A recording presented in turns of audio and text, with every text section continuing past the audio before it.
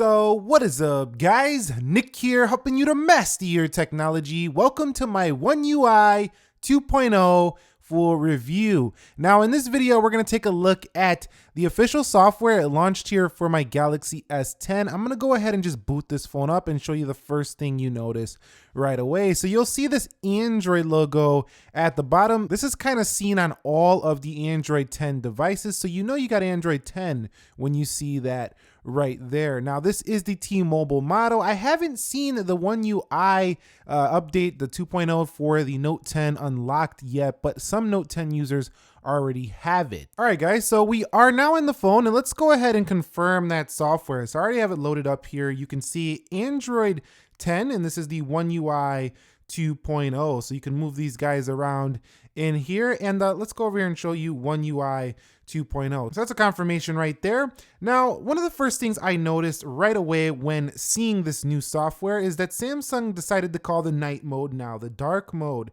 And let's go into those dark mode settings. You can see that there's also now an adaptive color filter. I didn't see this on my Note 10 Plus. Turn the blue light filter on automatically between sunrise and sunset to reduce eye strain. So you no longer have to turn on the blue light filter yourself. I constantly was turning that on manually every time on my Note 10 Plus, for example. So it's nice to see this here for One UI 2.0. Yes, so it goes from night mode to dark mode. Now, there's one neat thing about the One UI 2.0 in the dark mode, and that is that you can apply this dark mode now to the wallpaper. So you can see right there, if I hit that on and off, it will turn the wallpaper different colors. So let's turn it off and show you what it looks like normally.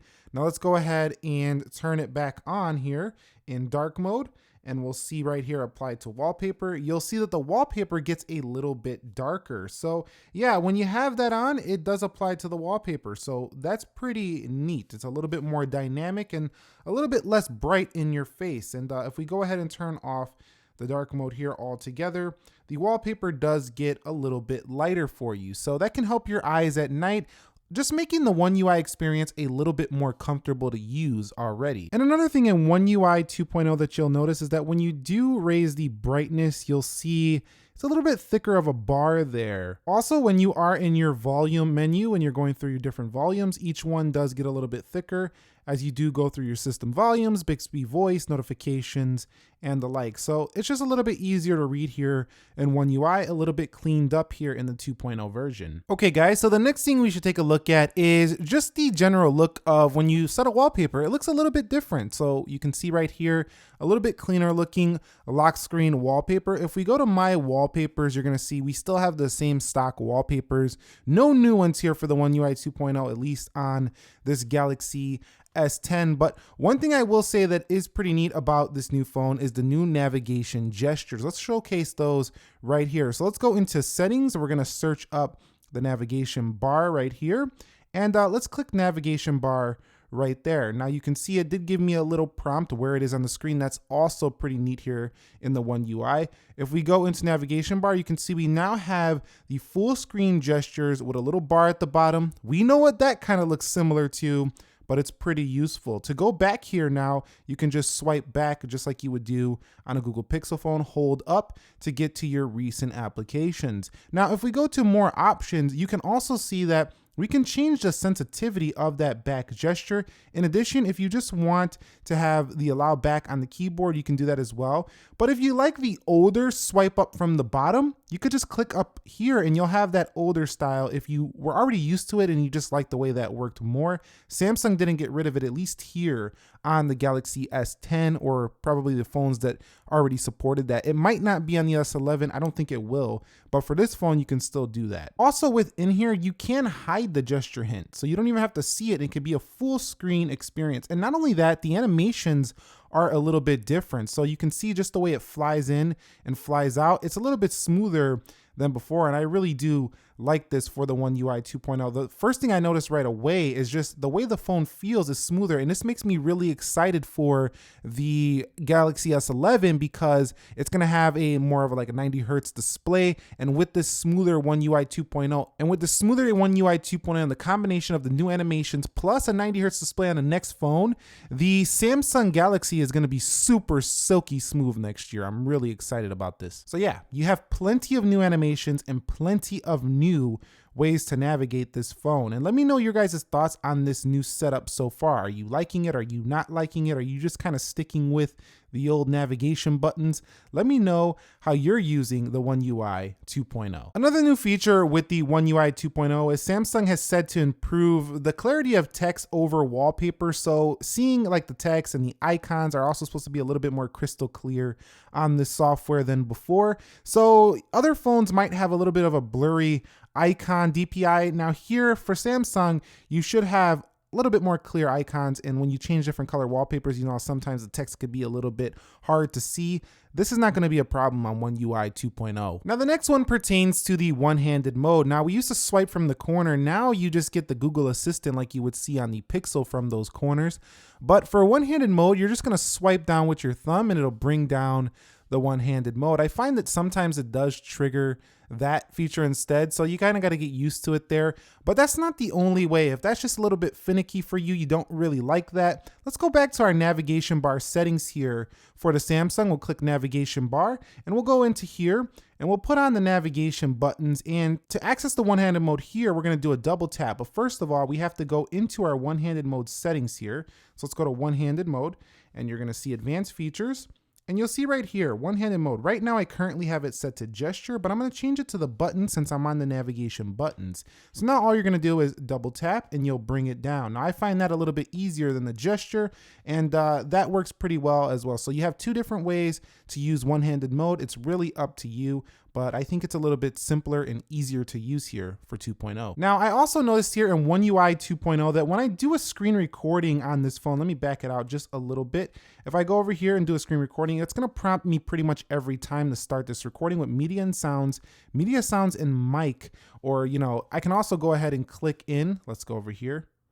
I can click in here to go ahead and do like the original settings like I seen on my Galaxy Note 10, but it doesn't prompt me every time on Android 9, whereas now it seems to prompt me basically every time when I do a screen recording. So that's pretty nice because then you kind of know exactly what you're going to set when you do your screen recording here for One UI 2.0. That's a thumbs up for me. Okay, so now in fingerprint settings here, you can go ahead and tap to show this fingerprint settings, even with the always on display not triggered. So when it's a dark screen, you can just tap right here and it will show the fingerprint right there, and we'll go ahead and click it so you can kind of see where it's at and you can get into the phone. So that's a pretty neat feature here for One UI 2.0. Before, you would have to just tap the screen, turn it on, then find your fingerprint, or it would not show and you would have to kind of like find where it is on the phone. You might have got used to it, but it's just a little neat thing that cleans up the on-display fingerprint experience here for the Galaxy S10 and other One UI 2.0 devices with on-display fingerprint sensors. Okay guys, so device care has been updated for a more useful look. So let's scroll down here and get into device care, and you could see just a new UI giving you a more simple and clean readout of your battery settings. So we can hit optimize now right there, or we can click the battery and you could see even more information in a clean layout. I really do like this. You can also manage your wireless power sharing with new battery limits that allow you to stop the charge at a certain limit so you don't use all your phone's charge when sharing that power with another user. In addition, we have this little light bulb right here that will tell you kind of some tips about charging your battery lifespan. You could turn on auto restart. I recommended that before in saving battery life. On iPhones, you can show this icon on the app screens as well. So we'll go over here and we'll find that device care right there. So you can also go ahead and hide that if it's in your way, you don't want it on your home screen. So this is a lot better here, I think, in terms of the device care settings. It's just really cleaned up. I would still like to see maybe the ability to turn on and off the battery health, kind of like what we see on the Apple, to see where that battery actually stands. That would be pretty nice. But for now, I do like the improvements we're seeing to the One UI 2.0 in device care. So with the constant usage of smartphones these days, it seems like they can get in the way of your life quite a bit if you're not disciplined enough to control the phone and the phone starts controlling you. So we now have digital well-being and personal controls that are going to give you more of an enhanced experience in telling you exactly how long you've been using your phone, when you could put it down. You also have new ways to disconnect in the form of focus mode. I seen this on the Pixel first, but you have work time, me time right here, which you can spend some me time. I really recommend you do this to get more focus and productivity in your life. You can wind down here as well. So definitely a lot of great things going on here here for digital well-being. You also have parental controls if you want to set up your own parental controls if you're giving this phone off to a child or something like that. But you can see that when it comes to getting focused on your phone, Samsung finally is offering a great suite of features here in One UI 2.0 and is finally catching up with the other offerings from phones like the Apple iPhone with screen time, for example. You can also access that focus mode right up here in the quick controls up there. So work time or me time. So thumbs up. I really love this. Okay guys, so let's go on to the camera section. I'm gonna try to go through this pretty quickly because there's a lot to cover here. You kind of see that it did get updated in terms of the look and feel. Also, this new More tab allows you to kind of drag and drop the icons where you want. You can make your photo experience a little bit more simple. I'm not seeing the Instagram mode anymore, which I'm a little bit disappointed by. But let's go ahead and see what we can do. We'll hit this edit icon and we'll hold down live focus, and I could bring that up there and I could just have photo and video in there if that's all I want in my photo and video experience. Super simple. Now I can also grab and put them back inside of here, and I could kind of move them around where I want them. You're also going to see that you have the night mode right there, and you'll also see that if we go ahead and pull this shutter key out, that remains here. I also find that if you go into settings of the camera, that a lot of this stuff got cleaned up. There's just not as many features in here. Samsung is making their phones more simple and simple by each software update. So yeah, we're getting pretty simple on the Samsung device. Bixby Vision, AR emoji. So yes, you have plenty to play around with here for this camera. You can go ahead and flip to the selfie just like that. And you have this motion photos feature up here as well, kind of like live photos for the iPhone. So yeah, really nice stuff here. I'm really feeling it. What you get here with the camera updates, I'm just kind of missing that Instagram mode, and still there's no pro video mode, which is still kind of annoying. But seeing as Samsung is going for more of a simple feel with their phones and they're reaching more of the consumer market, I can understand why they don't have a full pro video mode in their own application, but I still would like to see it on the next phone. Okay guys, so we're gonna go to contacts really quickly here. Just something small. You now have trash. You can delete contacts and it will save to the trash, and they will permanently delete after 15 days. So if you accidentally delete a contact and you're like, oh, what did I do? You're not gonna lose it because you now have a trash mode. So I think that's a pretty good thumbs up. It's just something that can make the experience better if you make a mistake on your Samsung phone. The next one is in calendar. So let's say I want to book an event right here. You now have this little sticker icon that appears in the calendar. If I click this sticker, I can now add stickers. Let's say I'm going to play basketball on the 17th. It'll add the basketball to the calendar. I just really like this. It's pretty cool. And in addition, you can now use ringtones for alerts in your calendar application. Okay guys, so in reminders for the Samsung Galaxy S10 One UI, you now have a little bit of a cleaner experience. You have a better shared reminders section where you can share your reminders with family and friends. In addition, you can do location-based reminders on here. It's just a little bit of a better experience when making reminders for the One UI 2.0. Not huge, but still enough to make it a little bit of a cleaner look.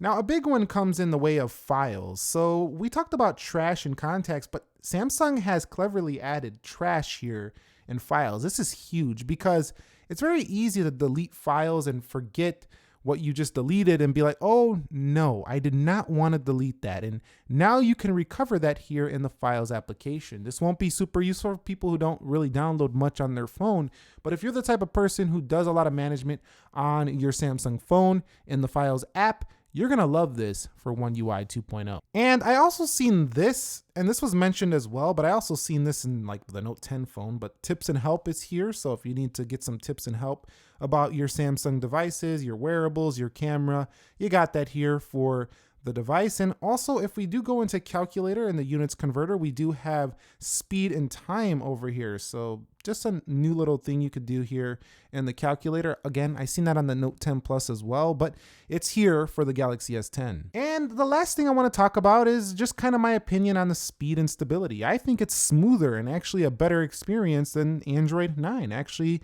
my Note 10 Plus Unlocked hasn't got this software just yet. It's coming around the corner, but I'm a little bit like not wanting to use that because I like this software more. The animations look better, the software is smoother, and I'm super excited about how this is going to perform when we get like a 90 hertz display on a Samsung. They are cleaning house. Not to mention, this is kind of the fastest they've been ever in updating their Samsung devices, but in terms of longevity, I don't know if it's going to be there still. So last thing I want to discuss is the battery performance. It actually hasn't been too much different than what I had on Android 9. So I'm pretty happy so far with the battery. It's pretty good. It's not draining like horribly, like, oh, I just downloaded the software, I'm getting horrible performance. I've noticed the phone get a little bit warm from time to time, but not any warmer than it did on 9. So yeah, overall, One UI 2.0, is it worth your time to update? Absolutely. Do this update. It's a stable software, and I think you're gonna love the new features. It's not a huge major rehaul. It's just kind of a refinement that makes the One UI experience just that much better, and it's still super feature packed with everything you love about your Samsung device. So if you guys found this video helpful, entertaining, informing, do me a favor, click that like button for me. If you're new here, consider subscribing for more. You won't want to miss the next upcoming video I got coming to the channel. I will catch you all in the next episode. Thank you very much for watching. Be sure to be well, and peace.